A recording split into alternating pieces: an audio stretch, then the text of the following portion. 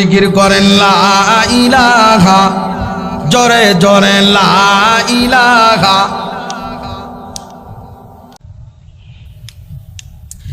শুকরিয়া জানাই গো আল্লাহ, শুকরিয়া জানাই তোমায়। শুকরিয়া সব সময় আল্লাহর করব, সর্ব সময় সব সময়। আল্লাহ পাক এই শরীরের ভিতরে সুস্থতা রাখবেন। আল্লাহু আকবার। 3 নাম্বার কি, আমরা মানুষ যখন ঘুমায় যায়, এ কুকুরে ঘেউ ঘেউ করে তুমি নষ্ট করো। তুমি কি জানো কত বড় ঘুম উপকারিতা?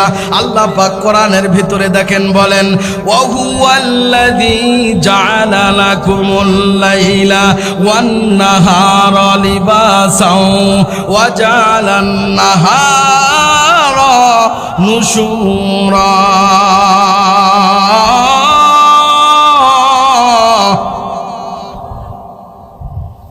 ঘুম মানুষের এতটাই উপকারিতা, মানুষ যখন ঘুমায় যায়, আল্লাহ রহমতের আকাবিররা বলেন, যদি ওই ঘুমের ভিতরে ওযু থাকে তাহলে সারা রাত বান্দারা ঘুমাবে, ফেরেশতারা তাদেরকে বেষ্টন করে রেখে তার আমলনামায় আল্লাহ সব লিখে দেন।